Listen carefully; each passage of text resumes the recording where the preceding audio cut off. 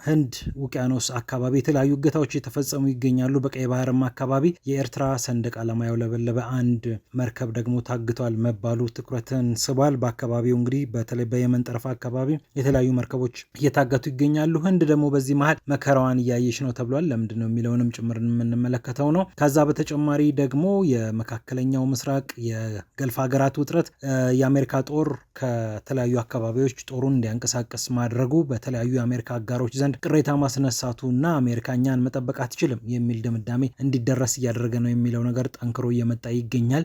በእነዚህ ርዕሰ ጉዳዮች ላይ እንግዲህ ቆይታ የምናደርግ ይሆናል ማለት ነው። በቅርባችን አካባቢ የተፈጸመው ካለው ነገር እንጀምር። በህንድ ውቅያኖስ አካባቢ እንግዲህ የተፈጠሩ ያሉ ነገሮች ብዙ ናቸው። ከሰሞኑ እንግዲህ በሶማሊያ ጠረፍ አካባቢ አንድ መርከብ በቁጥጥር ስር ውሏል በታጋቾች ተብሎ ሪፖርት መቅረቡ የሚታወቅ ነው። ከሰሞኑ እንደውም የቱርክ መሳሪያዎችን የጦር መሳሪያዎችን ለቱርክ የጦር ካምፕ ሊያቀብል ነበር የተባለ ወደ ሶማሊያ እየገሰገሰ ነበር የተባለ መርከብ በቁጥጥር ስር ሰኞ ዕለት ዋለ ተባለ። ከዛ በኋላ ደግሞ አሁን ሐሙስ ዕለት ሌላ አንድ መርከብ የኤርትራ ሰንደቅ ዓላማ ሲያውለበልብ ነበር ተብሏል። እሱም እንግዲህ በቁጥጥር ስር ውሏል ነው የተባለው። አካባቢው እንግዲህ ከዚህ ከመካከለኛው ምስራቅ ግጭት በኋላ ብዙ ውጥረቶችን እያስተናገደ ይገኛል። በአጠቃላይ ከጋዛው ጦርነት ጀምሮ ይበልጥ የጸጥታው የሁከቱ ነገር እየጨመረ መጥቷል። በእርግጥ ያው የእገታ ጉዳይ ያው በግርግሩ ተጠቅመው የሚጠቀሙ አጋቾች ናቸው።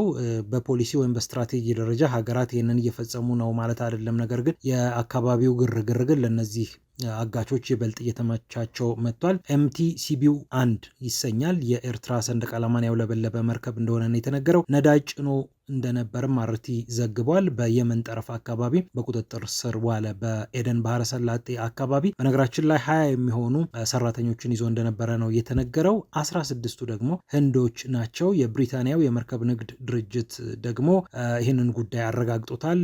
ይሄ ድርጅት እንደሚታወቀው በተለይ ባህር ላይ አካባቢ የሚንቀሳቀሱ ነገሮችን በመረጃ በማውጣት የሚታወቅ ነውና ወደ ሶማሊያ ሊሄድ የነበረ እቃም እንዲሁ በቁጥጥር ስር እንደዋለ ነው የተነገረው። ምናልባት የኢራን የነዳጅ ምርት ሊሆን ይችላል የሚል ግምትም አለ። ምክንያቱም ያ ታንከር ወይም ደግሞ ያ ነዳጅ ጫኝ መርከብ በአሜሪካ በማዕቀብ ውስጥ ነበርና እየተሽሎኮለከው ነው የሚሄደው። እንግዲህ የአሜሪካን ማዕቀብ ለማለፍ ሲሽሎኮሎክ ወደ ሌሎች አጋቾች እጅ ወደቀ ማለት ነው። ከሰሞኑ MV ሉቱፍ የተሰኘ ሌላ የካሜሩን ሰንደቅ ዓላማን ሲያውለበልብ ነበረ የተባለ አንድ መርከብን በቁጥጥር ስር ውሏል። ሞቃዲሾ አካባቢ ለሚገኝ የቱርክ ጦር እዛ ለሚገኝ ካምፕ እንግዲህ መሳሪያ ሊያቀብል እንደነበረ ነው የተነገረው። 10 ሰዎች ነበሩ። እንግዲህ 6ቱ ህንዳውያን ናቸው ተብሏል። ሌሎችም እንቅስቃሴዎች አሉ። በተለይ ሶማሊያ ጠረፍ፣ የመን ጠረፍ አካባቢ እንቅስቃሴዎቹ ጎላ ብለዋል። እዚህ ውስጥ ታዲያ ህንድ ምንድን ነው የሚያገባት ከተባለ ህንድ ማለት በጣም ብዙ መርከበኞችን ለዓለም የምታዋጣ ነች። በጣም ብዙ መርከበኞች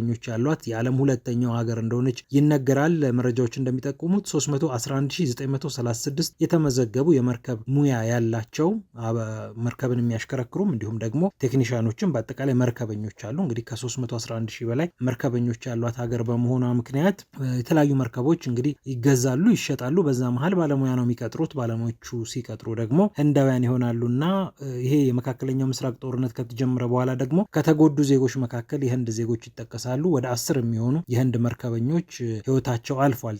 ያው መርከቦች ላይ ይተኮሳል። ኢራን ልትተኩስ ትችላለች፣ አሜሪካ ልትተኩስ ትችላለች። የተለያዩ ጥቃቶች ይሰነዝራሉ። ከዚያ የሚወረወሩ ነገሮች አሉ። ሁቲዎች ይተኩሳሉ። አካባቢው በተኩስ በሚናጥበት ሰዓት እነሱ ያው ይመታሉ። በዛ ምክንያት እንግዲህ የሚደርስላቸው ከሌለ በተለይ ከመርከቡ ማምለጥ የማይችሉበት ሁኔታ ካለ የሚሞቱበት እድል ሰፊ ነውና በዛ ምክንያት ህንድም እንግዲህ ዜጎቿን ዋጋ እያስከፈለች ትገኛለች ማለት ነው። ከሰሞኑም እንደዚሁ በግብጽ አካባቢ በቁጥጥር ስር ውለዋል የተባሉ መርከቦችን በተመለከተ የህንድም የግብጽ ዜጎችም ስማቸው ተነስቶ ነበረ። እንግዲህ በአካባቢው ያለው ውጥረት ይበልጥ ከፍ እያለ መጥቷል። በአካባቢው ያሉ ሀገራትም ከፍተኛ መሳሪያዎችን ለመታጠቅ እንቅስቃሴ እያደረጉ እንደሆነ ይነገራል። ለምሳሌ ኳታር ወደ 4.5 ቢሊዮን የአሜሪካ ዶላር አካባቢ የሚያወጣ የጦር አውሮፕላን ከአሜሪካ ልትሸምት እንደሆነ ተሰምቷል። አሜሪካም ይህንን ግዢ አጽድቃላታለች ነው የተባለው። KC-46A ይሰኛል። ይሄ እንግዲህ ሰማይ ላይ ለሚገኙ የተለያዩ ጦር አውሮፕላኖች ነዳጅ ለመቅዳት የሚያገለግል አውሮፕላን እንደሆነ ነው የሚነገረው። KC-46A የተሰኘውን አውሮፕላን እንግዲህ በብዛት ስትገዛ ከሌሎች የጦር መሳሪያዎች ጋር እንደሆነም ነው የተነገረው። ወደ 8 የሚሆኑ ሞተሮችን፣ የራዳር መቆጣጠሪያ ስርዓቶችን፣ መቀበያዎችን እና ሌሎች አጋዥ መሳሪያዎችን ኳታር ከአሜሪካ እንደምትገዛ ይጠበቃል። የኢራኑ ጦርነት ለእነዚህ ሀገራት ብዙ መልእክት አስተላልፎላቸዋል። በተለይ ራስን መቻል፣ ራስን መጠበቅ በጣም እንደሚያስፈልግ ነው። በእርግጥ የአሜሪካ የጦር መሳሪያዎች ብቻቸውን በቂ አለመሆናቸውን አውቀዋል። በጣም ውድ የሆኑ ሚሳኤሎችን ብቻ በመታጠቅም ያው ስጋቶችን ዝቅ ማድረግ እንደማይቻል የታወቀ ነው። ግን ሀገራቱ መታጠቃቸውን ቀጥለዋል። በነገራችን ላይ የአሜሪካ የኢራን ትኩረት ለኢራን የሰጠችው ትኩረት የኢራኑን ጦርነት ለማሸነፍ ሁሉንም ወታደራዊ አሴቶቿን እንግዲህ ወደ አካባቢው በማንቀሳቀሷ ምክንያት በመካከለኛው ምስራቅ ያለውን ነገር ስትል እንግዲህ በእስያ አካባቢ በእስያ ፓሲፊክ አካባቢ ያሉ ሀገራት ደግሞ ይበልጥ ችግር ውስጥ እንደገቡ ነው የተነገረው። እንደነ ጃፓን የመሳሰሉ ሀገራት ደግሞ በዚህ ጉዳይ ላይ ይበልጥ አሜሪካ ትኩረት እንድታደርግላቸው እየተማጸኑ እንደሚገኙ ነው ዘገባዎች የሚጠቁሙት። አልጀዚራም ይዞት የወጣው ጽሁፍ ይህንን ይጠቁማል። በተለይ ደግሞ የእስያ ፓሲፊክ ሀገራት ከቻይና አሜሪካ የምታስጥለን አይመስለንም፣ ምክንያቱም በጣም ትልልቅ አውሮፕላኖቿን ትልልቅ መርከቦቿን እያንቀሳቀሰች ትገኛለች የሚል ነገር ተነስቷል። በእርግጥ መካከለኛው ምስራቅ ያለውን ጦሯንም ጭምር የማስተካከል ስራ ልትሰራ እንደምትችል ይነገራል።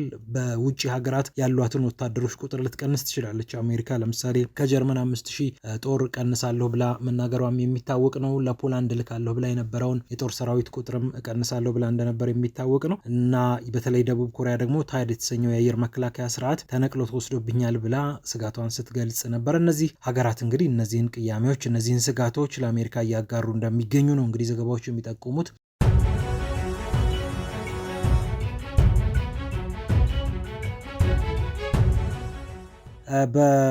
ህንድ ውቅያኖስ አካባቢ የተለያዩ እገታዎች የተፈጸሙ ይገኛሉ። በቀይ ባህርም አካባቢ የኤርትራ ሰንደቅ ዓላማ ያውለበለበ አንድ መርከብ ደግሞ ታግቷል መባሉ ትኩረትን ስቧል። በአካባቢው እንግዲህ በተለይ በየመን ጠረፍ አካባቢ የተለያዩ መርከቦች እየታገቱ ይገኛሉ። ህንድ ደግሞ በዚህ መሀል መከራዋን እያየች ነው ተብሏል። ለምንድን ነው የሚለውንም ጭምር የምንመለከተው ነው። ከዛ በተጨማሪ ደግሞ የመካከለኛው ምስራቅ የገልፍ ሀገራት ውጥረት የአሜሪካ ጦር ከተለያዩ አካባቢዎች ጦሩን እንዲያንቀሳቀስ ማድረጉ በተለያዩ የአሜሪካ አጋሮች ዘንድ ቅሬታ ማስነሳቱና አሜሪካኛን መጠበቅ አትችልም የሚል ድምዳሜ እንዲደረስ እያደረገ ነው የሚለው ነገር ጠንክሮ እየመጣ ይገኛል። በእነዚህ ርዕሰ ጉዳዮች ላይ እንግዲህ ቆይታ የምናደርግ ይሆናል ማለት ነው። በቅርባችን አካባቢ የተፈጸመው ካለው ነገር እንጀምር። በህንድ ውቅያኖስ አካባቢ እንግዲህ የተፈጠሩ ያሉ ነገሮች ብዙ ናቸው። ከሰሞኑ እንግዲህ በሶማሊያ ጠረፍ አካባቢ አንድ መርከብ በቁጥጥር ስር ውሏል በታጋቾች ተብሎ ሪፖርት መቅረቡ የሚታወቅ ነው። ከሰሞኑ እንደውም የቱርክ መሳሪያዎችን የጦር መሳሪያዎችን ለቱርክ የጦር ካምፕ ሊያቀብል ነበር የተባለ ወደ ሶማሊያ እየገሰገሰ ነበር የተባለ መርከብ በቁጥጥር ስር ሰኞ ዕለት ዋለ ተባለ። ከዛ በኋላ ደግሞ አሁን ሐሙስ ዕለት ሌላ አንድ መርከብ የኤርትራ ሰንደቅ ዓላማ ሲያውለበልብ ነበር ተብሏል። እሱም እንግዲህ በቁጥጥር ስር ውሏል ነው የተባለው። አካባቢው እንግዲህ ከዚህ ከመካከለኛው ምስራቅ ግጭት በኋላ ብዙ ውጥረቶችን እያስተናገደ ይገኛል። በአጠቃላይ ከጋዛው ጦርነት ጀምሮ ይበልጥ የጸጥታው የሁከቱ ነገር እየጨመረ መጥቷል። በእርግጥ ያው የእገታ ጉዳይ ያው በግርግሩ ተጠቅመው የሚጠቀሙ አጋቾች ናቸው።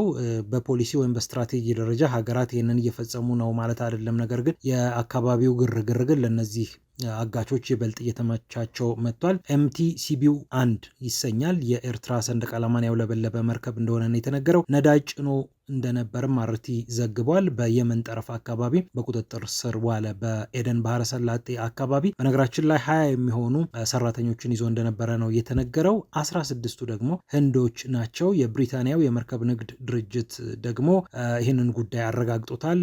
ይሄ ድርጅት እንደሚታወቀው በተለይ ባህር ላይ አካባቢ የሚንቀሳቀሱ ነገሮችን በመረጃ በማውጣት የሚታወቅ ነውና ወደ ሶማሊያ ሊሄድ የነበረ እቃም እንዲሁ በቁጥጥር ስር እንደዋለ ነው የተነገረው። ምናልባት የኢራን የነዳጅ ምርት ሊሆን ይችላል የሚል ግምትም አለ። ምክንያቱም ያ ታንከር ወይም ደግሞ ያ ነዳጅ ጫኝ መርከብ በአሜሪካ በማዕቀብ ውስጥ ነበርና እየተሽሎኮለከው ነው የሚሄደው። እንግዲህ የአሜሪካን ማዕቀብ ለማለፍ ሲሽሎኮሎክ ወደ ሌሎች አጋሾች እጅ ወደቀ ማለት ነው። ከሰሞኑ MV ሉቱፍ የተሰኘ ሌላ የካሜሩን ሰንደቅ ዓላማን ሲያውለበልብ ነበረ የተባለ አንድ መርከብን በቁጥጥር ስር ውሏል። ሞቃዲሾ አካባቢ ለሚገኝ የቱርክ ጦር እዛ ለሚገኝ ካምፕ እንግዲህ መሳሪያ ሊያቀብል እንደነበረ ነው የተነገረው። 10 ሰዎች ነበሩ። እንግዲህ 6ቱ ህንዳውያን ናቸው ተብሏል።